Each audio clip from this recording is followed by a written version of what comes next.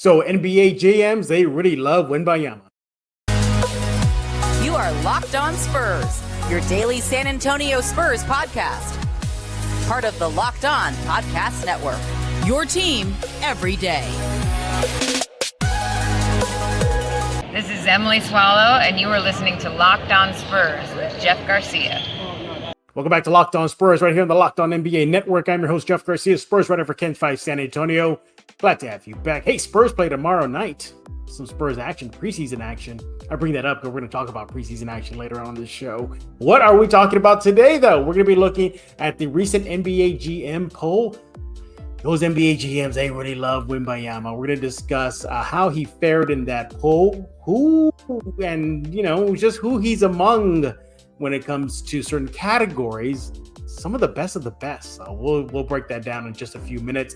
Also, were the Spurs in general snubbed in certain categories by NBA GMs?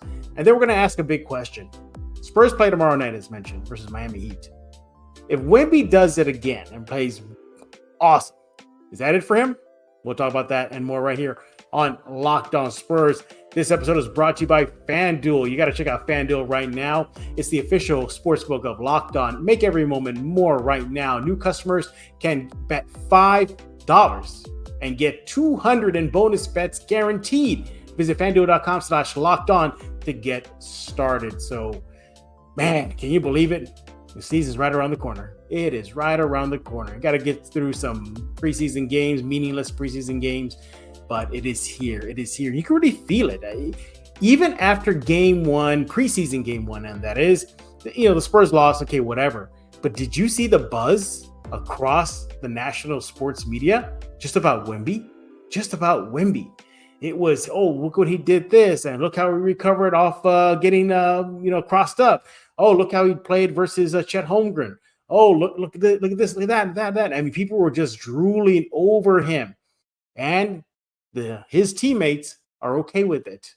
They've been talking about how they understand it is what it is. They understand he's kind of the top dog, and they're just going to roll with it as best they can as the season progresses. But that is the Wemby effect. Just one preseason game, and he was splashed everywhere. Spotlight's going to be on San Antonio. The spotlight's going to be on the Spurs. Okay, fine. They may not go to the playoffs, may not even win a championship, may not even go to the second round, may contend for a play-in, but this Spurs team is primed to be almost must-see blockbuster once they get their chemistry going, once Wemby starts filling out and gets adjusted to the NBA scene. And who knows if the Spurs tinker with the roster to prove it.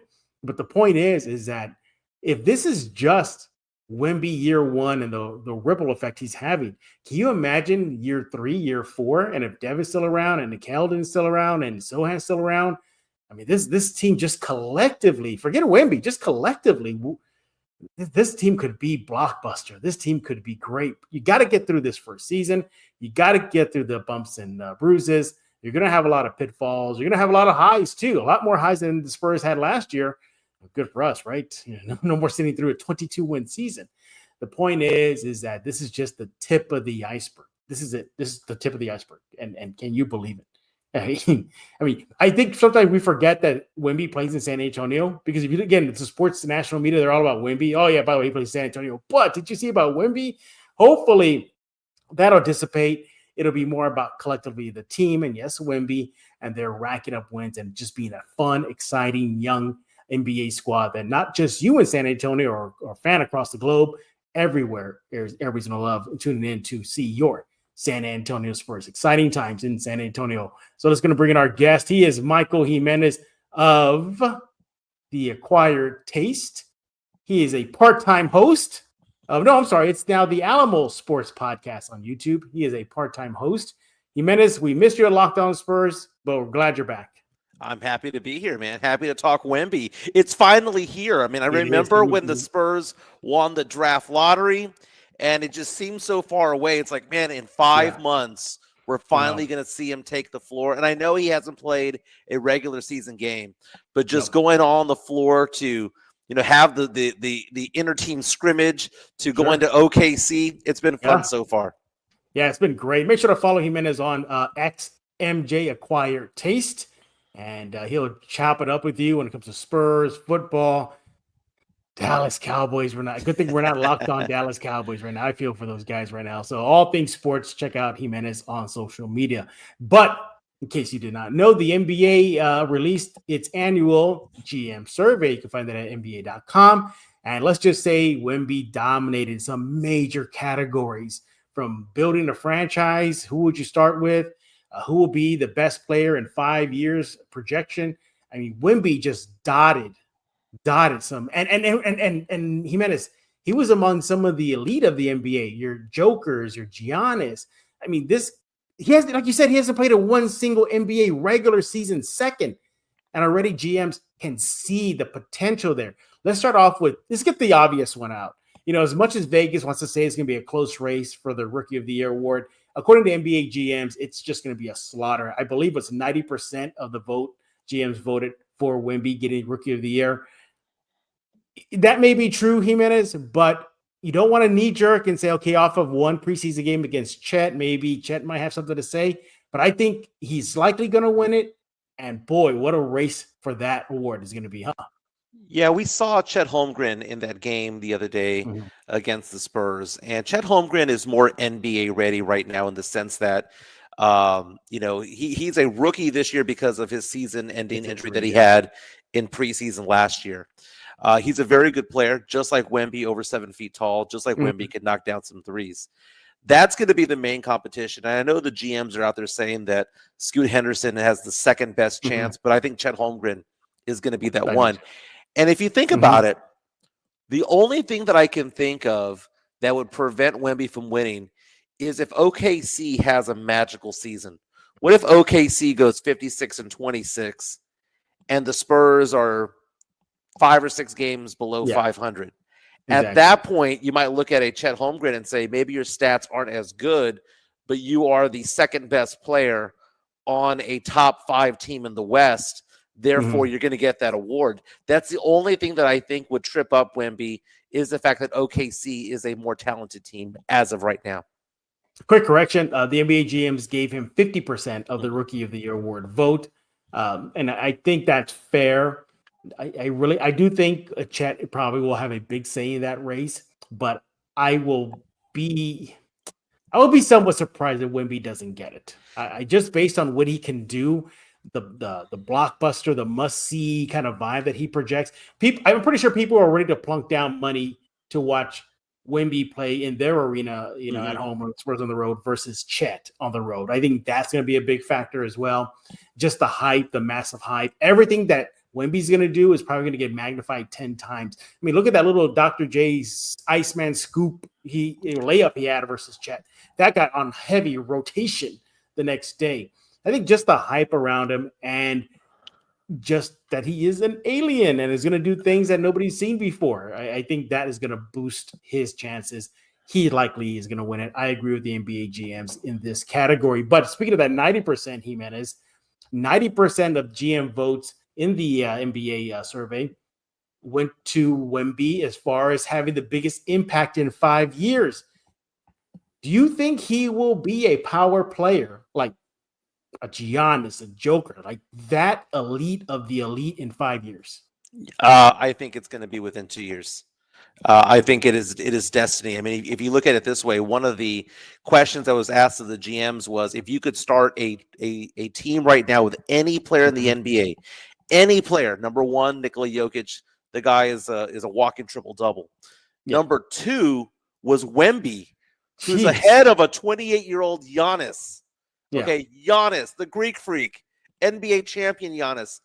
GMs are like, no, we'll take this 7'4" rookie who plays for the Spurs. And that's why we have to be excited, because we're already seeing this as Spurs fans. Rocket Twitter is all up in arms right now, so pissed off. Yeah, they're still crying about it a lot of stuff. Oh yeah, they're still hoping that their pick is going to materialize into something. Hey, but I found it funny in the whole thing about Rookie of the Year that 4th in the voting, according to the GMs, was Sasha Venzikov, who's 28 years old, 28-year-old rookie who was the EuroLeague MVP. He should be disqualified, man. The guy is 28 years old. But he was also the number 57 overall pick in the draft about 5 years ago. Number 57, the same pick as Manu Ginobili many years ago. Yeah, I mean, look, starting in the beginning, at the start of the show, NBA GMs, they can see the potential, and it's no rocket science behind this. I mean, this is probably the evolution of the NBA player.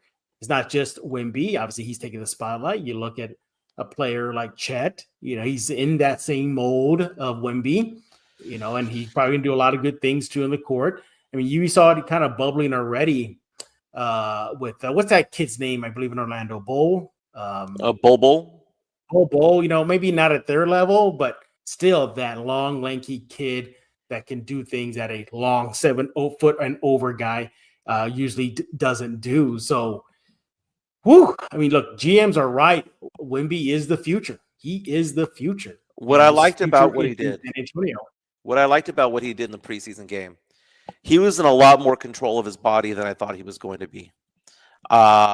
We saw in the summer league where he balled out one game, but there was one game that was just tragic. It was the one 24 hours after the Britney Spears incident, right? That one was an awful game, laid an egg, and everyone was starting to question him. He comes back the next game and plays a lot better. In this aspect here, that spin move, that scoop, that was very impressive. You mentioned the fact that he was put on skates a little bit defensively on one play, and then he gathered himself and made the play. Yeah, he was running the break, and he had a dunk right at the basket where he was very patient and let the defense fly right by him, and then just do it. And what I found what he was doing, even when he was shooting his threes, because this is what I fear him landing on someone's foot. Yeah, he seemed to be landing correctly despite his size. He seemed to be very aware of his body. He seemed to be very control of his body, and that is all maturity right there. And as young as he is going to make a statement right now. And if you take a look at that GM poll, the one that kind of makes me wonder is, why is it the Spurs were not ranked in the top 10 in the Western Conference according to these GMs? If Wemby is that good and that generational, and and all the GMs would want to start their franchise with him, he's ranked number 2 in that poll right there. Why would the Spurs not be a top 10 team this season? I look at this team and I think the team's revved up. And that I gave the team a lot of crap last year because I predicted a 20-win season, and it was looking like a 20-win season until they got to number 22 very, very late the last couple of weeks. I'm looking at this, and people, by the way, thought I was a complete idiot when I was saying they're tanking. This is a 20-win team. They thought I was an idiot. And now they think I'm an idiot the other way because I'm looking at this team and I'm saying to myself, that is a 46-win team right there. That is a team that's going to be somewhere between numbers 5 and 8 in the Western Conference because you've got Wemby, because you've got Devin Vassell, who's going to take another leap this year. You're going to have Keldon Johnson, who's going to be wide open. You're going to have Jeremy Sohan, who's going to be not asked to do what he can't do. He can focus on his strengths. And because of this, I like the fact that you mentioned earlier on in your intro, talking about how the Spurs actually have an alpha dog. They actually have a number 1 player. And what we're going to see from Wemby is that Mamba mentality. What we're going to see from Wemby is that he is hyper competitive out there. And so much for the Spurs being the boring team in South Texas, because they're not going to be boring anymore. This is going to be the ticket that a lot of teams are going to want. A lot of opposing teams are going to want to watch the Spurs when Wemby comes to town. Must-see TV. And you're telling me they're not a top 10 team in the West? Out of your mind. Exactly. Coming up next, we're going to ask, were the Spurs snubbed? Jimenez is alluding to one. In other categories, look, Wemby dominated. He certainly did. But what about overall? Let's talk about FanDuel. You got to check out FanDuel right now. Right now, new customers get $200 in bonus bets guaranteed when they place a $5 bet. What more do you need to go check out FanDuel? The NFL season is here. You got your favorite team? Hopefully it's not the Cowboys, but if it is, hey, go press your luck over at FanDuel. That's $200 in bonus bets, win or lose. So if you've been thinking about joining FanDuel, now is the time. There's no better time to get on the action than right now. NFL's underway, MLB playoffs are underway, the NBA season's right around the corner. You got to check out FanDuel. The app is so easy to use. It's a wide range of betting options, including player props, over and under, the spreads, and so much more.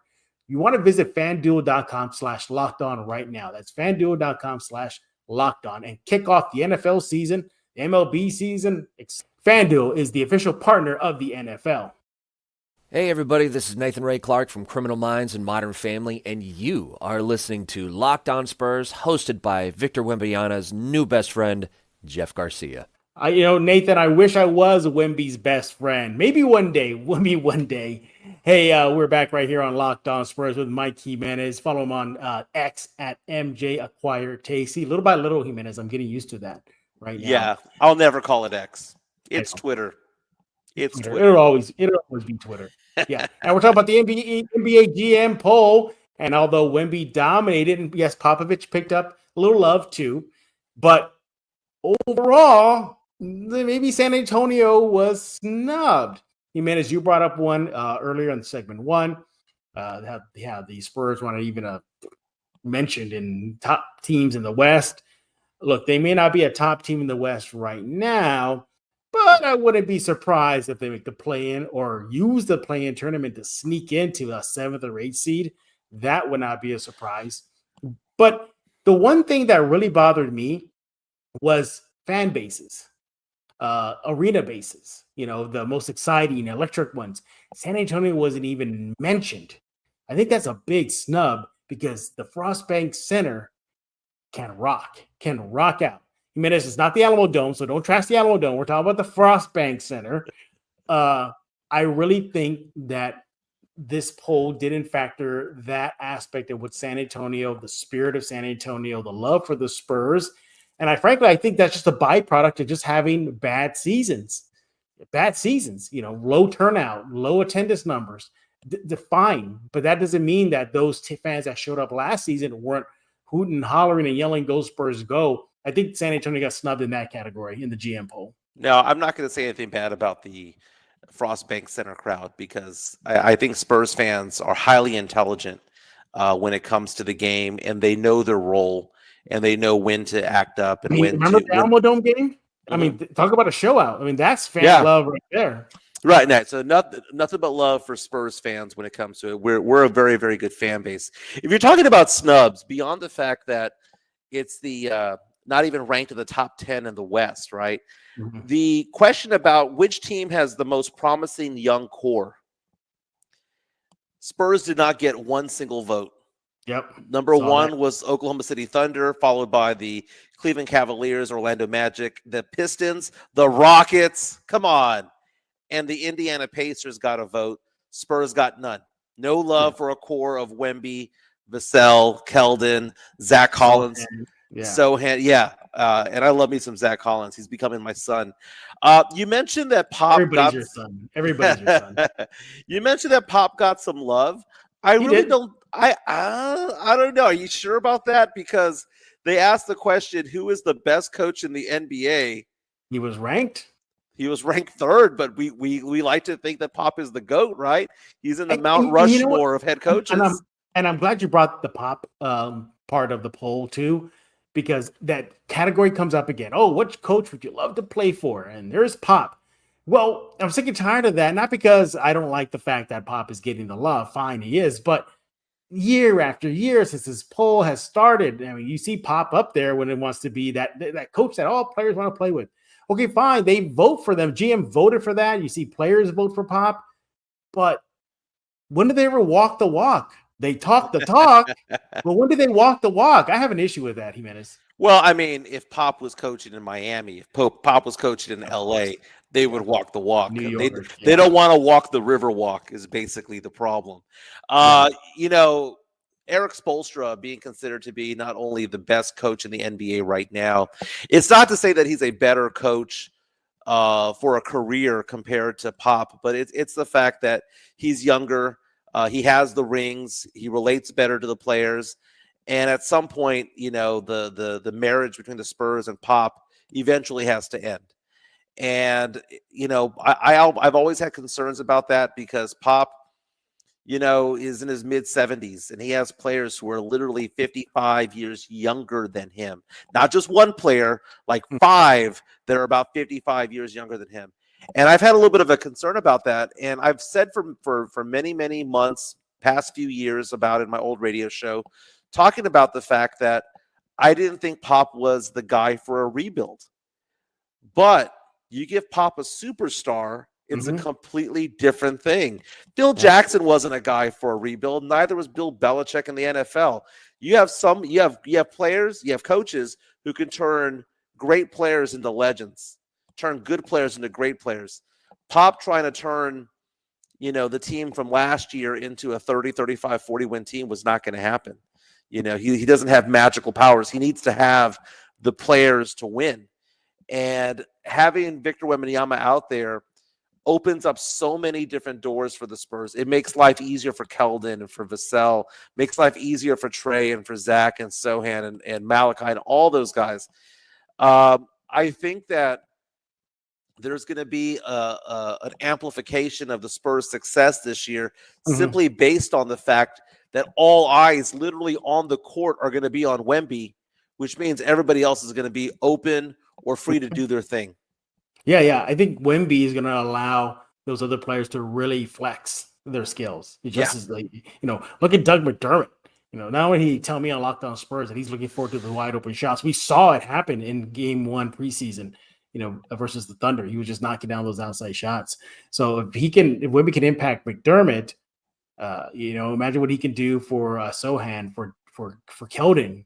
I'm interested in seeing when those guys get together and finally play together. We still haven't seen Wemby meshing with Sohan and Keldon on the court. They were out.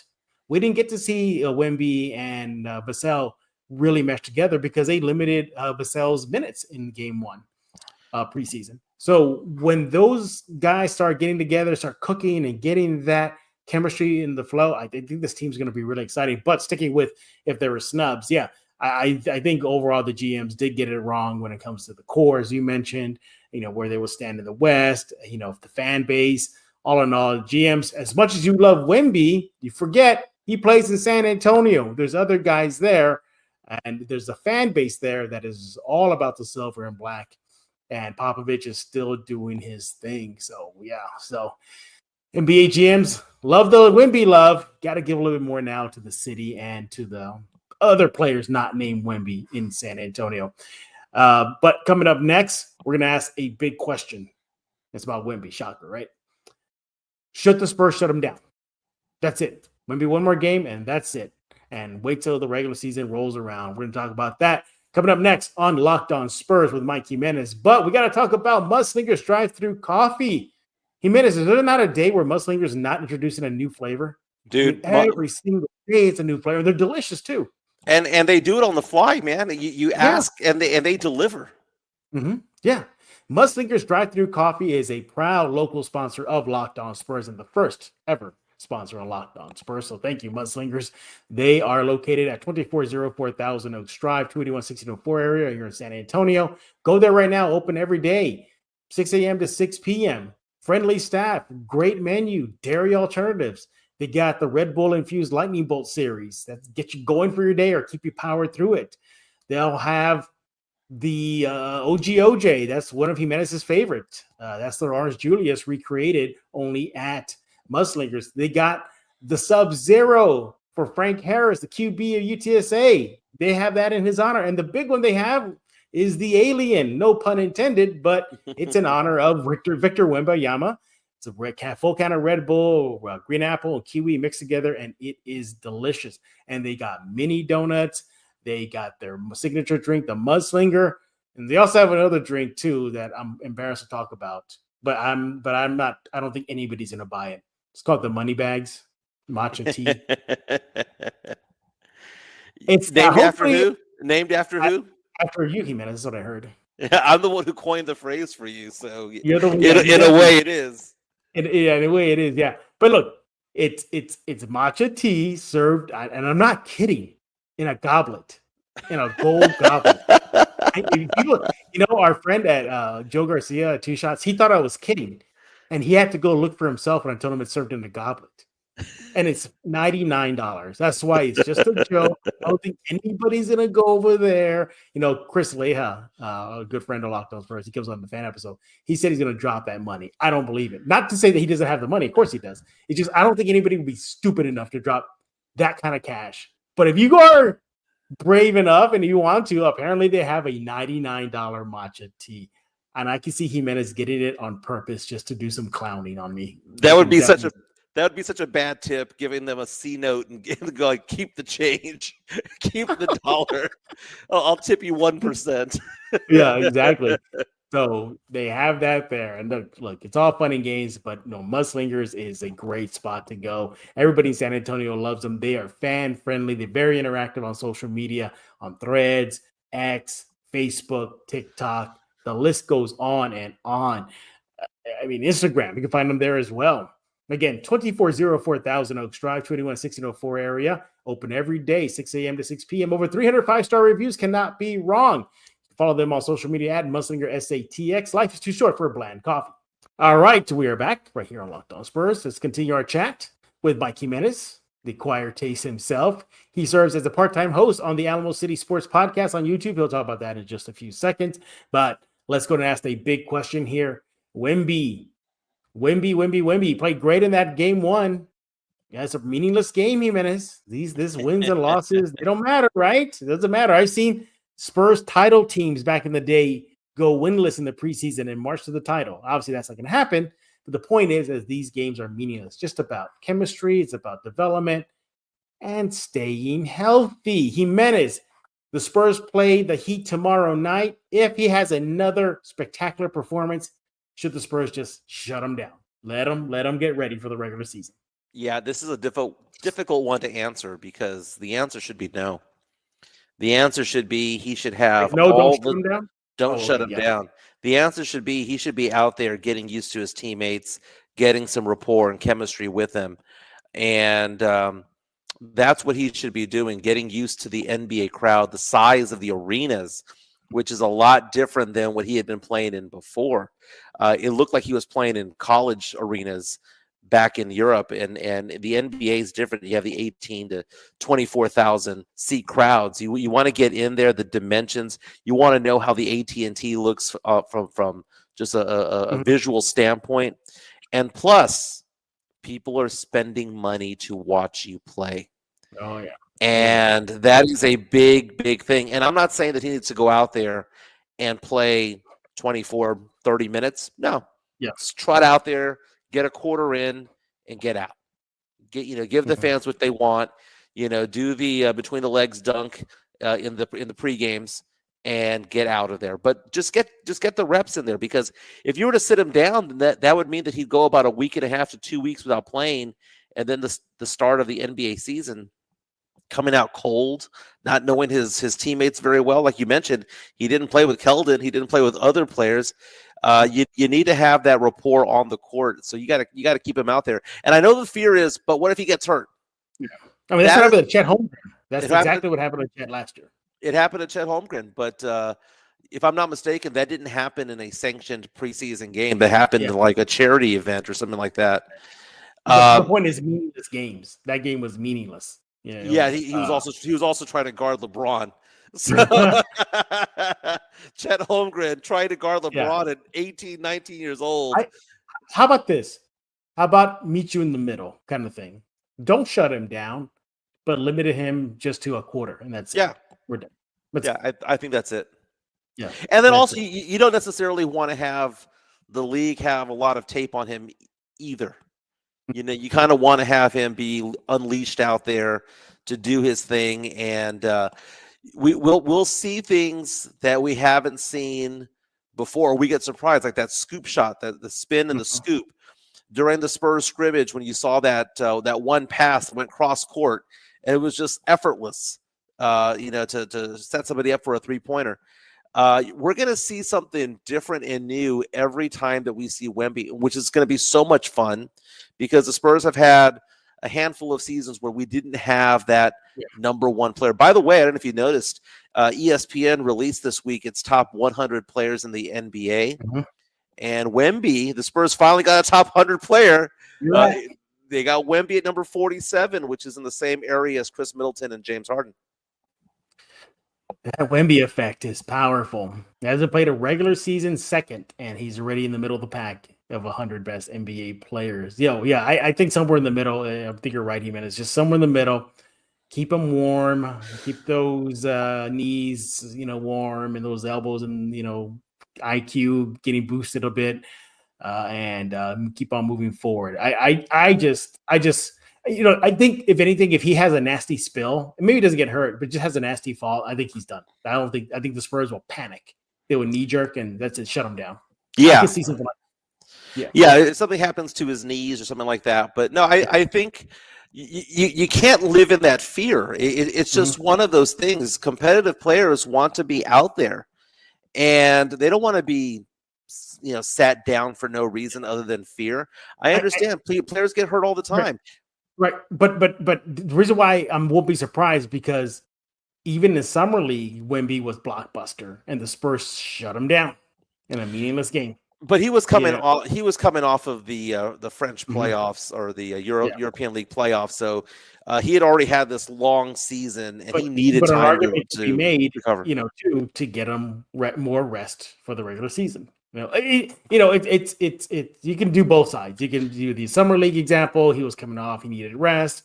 You can do the preseason games, risk of injury, rest for the regular season. And I just think the Spurs, they're not gonna be too mindful of the paying customer. They're notorious for shutting down big name players in big games. I think the Spurs and Wemby did the right thing by shutting it down. He went a month and a half where, hi, I'm in Vegas, the whole Britney incident, and then he's gone.